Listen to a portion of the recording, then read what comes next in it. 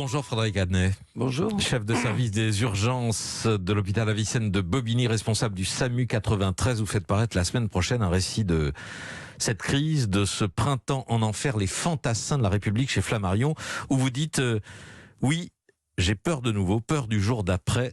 C'est en train de recommencer comme au printemps, Frédéric Adnet? Non, heureusement. La première vague, c'est quelque chose que je n'avais jamais vu. J'ai 30 ans d'expérience. Ça a été un tsunami qui a failli tous nous emporter. L'hôpital, les soignants et les malades.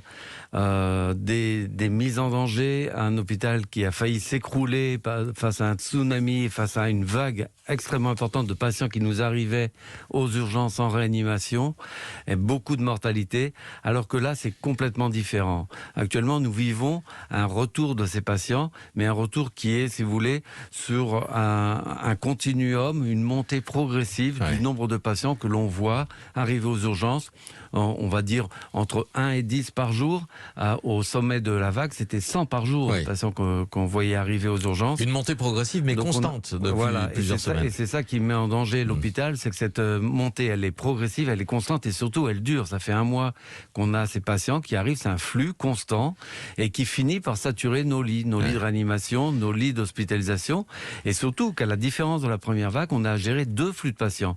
Les patients non Covid, il faut s'en occuper, il faut les soigner, car on a vu qu'il y avait une mortalité induite par le fait qu'on ne s'en était pas occupé lors de la première vague. Donc il faut les hospitaliser, il faut les soigner. Et un nouveau flux pour lequel l'hôpital n'est pas préparé en termes de nombre de lits, qui est le flux de ces patients Covid, qui est faible mais constant et qui sature nos lits. Est-ce que l'afflux des patients Covid en est au point de menacer les interventions prévues pour les autres, pour les non-Covid? Écoutez, oui, il y a une menace. Il y a une menace qui est claire parce qu'on a fixé des seuils et le seuil, par exemple, de malades admis en réanimation, on l'avait fixé à 30%. Actuellement, en Ile-de-France, on est à 32%. Et c'est un seuil à partir duquel on doit commencer à avoir une politique de déprogrammation. Alors, on n'a pas commencé à déprogrammer. Et si on déprogramme, ça va être d'abord à minima. Parce que il faut bien savoir que si on ne s'occupe pas des autres patients, eux aussi ils risquent de mourir. Je veux dire, si on retarde les interventions sur les cancers, si on retarde la prise en charge de l'insuffisance cardiaque, c'est des pertes de chance pour ces malades. Donc la déprogrammation, c'est pas une mesure anodine, c'est une mesure majeure qui va faire perdre des chances à certains patients pour s'occuper d'autres patients. Donc on est dans un véritable dilemme, un dilemme éthique. Actuellement, on a une saturation de nos lits de réanimation et d'hospitalisation. Il faut tout faire pour pas déprogrammer. Donc il faut gérer ce flux de patients. La situation d'équilibre, ça serait que le turnover des patients hospitalisés équilibre ce flux de patients qui est gérable à l'arrivée. Simplement, on sature les capacités hospitalières. Aurait-il été possible, professeur Adnet, depuis mars d'augmenter les capacités d'accueil en réanimation, ce qui n'a pas été fait? Il y a deux problèmes.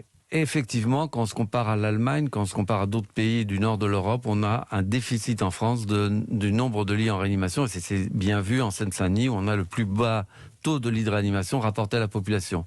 Donc clairement, il faut se mettre dans une politique d'ouverture de nouveaux lits. Mais ça ne suffit pas à trouver des surfaces. Il faut former des personnels. Et les personnels qu'on forme en réanimation et dans les services spécialisés, ça prend du temps, ça prend énormément de temps. Il faut augmenter le nombre d'infirmières, augmenter le nombre d'aides-soignantes. Et ça se fait pas en quelques mois. Ça se fait c'est une politique sur le long terme. Un médecin réanimateur, c'est quoi? C'est 11 ans d'études, non? Un médecin réanimateur, c'est 11 ans d'études. Une infirmière, c'est 3 voire 4 ans d'études, 5 ans d'études quand elle se spécialise. Donc, vous voyez, c'est des choses qu'il faut penser sur le long terme. Mais il faut tout de suite, d'abord, arrêter la fermeture des lits, arrêter la fermeture des hôpitaux publics et s'engager dans une politique d'ouverture de lits, au contraire, pour gérer ces flux de patients. Il est trop tard pour cette vague, mais dans l'avenir, on est à la merci encore d'avoir de nouvelles vagues. Il y a des postes non pourvus à l'hôpital Avicenne? Ah bien sûr, Combien? Il y a les postes non pourvus parce que le mal de l'hôpital public, ça a été une désertion, si vous voulez, des soignants et des médecins. Alors combien, je peux pas vous le dire, je peux vous le dire par spécialité, mais il y a des postes vacants de médecins, d'infirmières, d'aides-soignants et de manipulateurs en radiologie. Vous savez, toutes ces spécialités support, c'est extrêmement important. Vous avez, vous aussi, comme à Marseille, à la PHM, lancé un appel pour des renforts médicaux? Alors, les renforts médicaux, on n'en est pas encore là. À la différence de la première vague, ça va être difficile d'avoir des renforts médicaux de province, puisque toute la France est affectée par le Covid. Et ça serait plutôt l'inverse. Ça va plutôt la région du Sud qui va probablement bientôt nous demander des transferts vers l'Île-de-France. On n'est pas encore en débordement. On est en saturation, ce qui est différent du débordement. Professeur Adnet, vous restez avec nous, on parle de santé publique dans un instant et de ce qu'il faudrait faire maintenant. Avec notre invité, le professeur Frédéric Adnet, qui dirige les urgences à l'hôpital Avicenne de Bobigny, avec le recul que vous avez sur la première vague, l'expérience acquise, qu'est-ce qui vous semble prioritaire aujourd'hui pour juguler la crise sanitaire ? Qu'est-ce qui vous semble décisif, professeur? Alors, juguler, c'est pas forcément le bon terme. Ce qu'il faut faire, c'est contenir. Voilà, c'est contenir, c'est ralentir l'épidémie pour que nous, on puisse s'adapter au flux de patients. Donc, tout l'enjeu, c'est de jouer sur la cinétique de la propagation du virus. Et je pense, et là maintenant, on a assez de recul, on connaît bien la maladie, que les mesures barrières, le port du masque, mais c'est pas simplement porter le masque, c'est d'abord bien le porter, c'est-à-dire ne pas le manipuler, utiliser des masques qui sont homologués, le mettre au-dessus du nez, bien porter le masque, avoir des mesures de distanciation et mettre le paquet sur les patients à risque, parce qu'on ne voit pas tous les patients à l'hôpital, on ne voit pas les jeunes, on ne voit pas les enfants. Ce que l'on voit, c'est les mêmes patients qu'à la première vague, les patients âgés, les patients qui ont ce qu'on appelle des comorbidités, c'est-à-dire des maladies chroniques. Donc mettre le paquet sur ces gens-là, sur les mesures barrières, la distanciation, le masque, je pense que ça, et on le voit dans d'autres pays où ça fonctionne bien, ça ralentit suffisamment l'épidémie pour que nous, hospitaliers, on puisse gérer calmement ces patients. Est-ce que les autorités ont raison, à votre avis, de cibler les bars et les restaurants ? Écoutez, moi je pense que ça sera à la marge. C'est forcément des mesures qui vont ralentir un petit peu le virus. Mais si on avait vraiment des messages, non pas coercitifs, mais pédagogiques, de dire il faut vraiment porter le masque, c'est vraiment important, c'est bien démontré. Il faut faire de la distanciation, il faut cibler sur les endroits à risque, les endroits confinés et les populations à risque. Si on martelait la population en les responsabilisant, pas en les punissant, en les responsabilisant, je pense qu'on pourrait ralentir l'épidémie.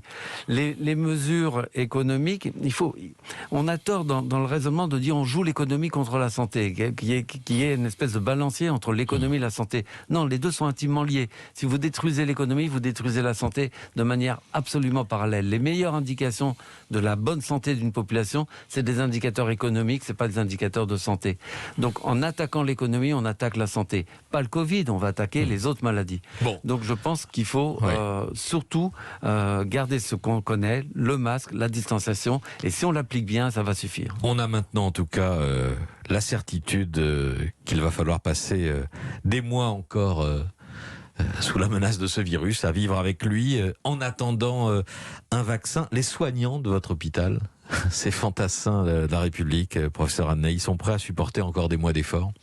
Ces fantassins de la République, comme je l'ai rapporté dans mon ouvrage, ils sont fatigués. Ils sont fatigués. On a fait une enquête sur tous nos soignants dans notre hôpital.